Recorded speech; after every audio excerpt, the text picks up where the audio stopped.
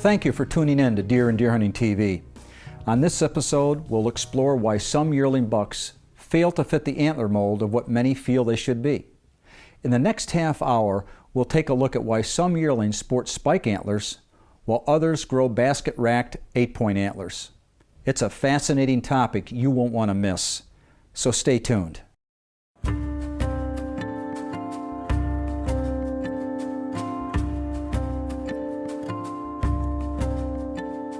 There are basically 7 reasons why yearling whitetail bucks don't match up. In other words, they don't have as good of antlers as maybe some of the other yearlings. And those 7 reasons would be late births. They could have been born late. It could have been that they were going through a very hard winter when they were a button buck. Genetics is one that a lot of folks get energized by. Well, genetics is only part of the puzzle. So it could have been poor genetics that would cause them to have small antlers. Could be that their mothers were poor. What I mean by that, they just didn't know how to raise their young. I find that having raised deer, you often see this with yearling does. They're not quite as good of mothers as the older does are. And then it could have been the fact that that fawn was sick during the first year of its life. And if it's sick, those antlers are not going to be near as good. Then of course, poor food is a big indicator of what's going to happen with their antlers.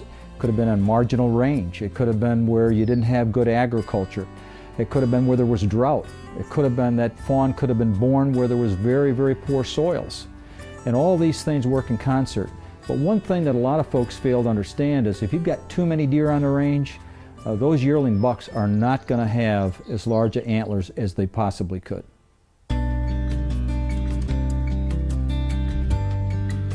To illustrate why some yearling whitetail bucks would not be as good as others, let me talk about 12 photos that I'm providing for this program. The very first one is a spike buck. And this spike buck is kind of typical of what happens when you've got a mother that's not as good, or maybe severe winters, or perhaps you've got a late birth, or maybe the soils and the food are not quite as good. The second image that I've got here is pretty much, it won't be a mirror image of the first one, but it's again to give you an idea of when you've got all of these things lining up, the 7 kind of ingredients for poor antlers. Spike buck, not near as good as some other yearlings that have great habitat, great mothers, and great genetics. A whitetail buck that's pretty much indicative of a good situation. Probably born on time. He's a crotch buck. It's a 4-pointer. Probably had good food. Certainly the soils were there.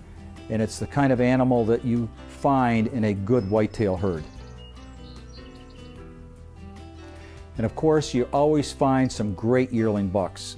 And this 4th image is one that pretty much shows what can happen when you've got a good mother, you've got good food, you've got a lot of things going for it. So this is a great example of a yearling whitetail buck. Basket rack, 8 points, tremendous potential from an antler growth standpoint.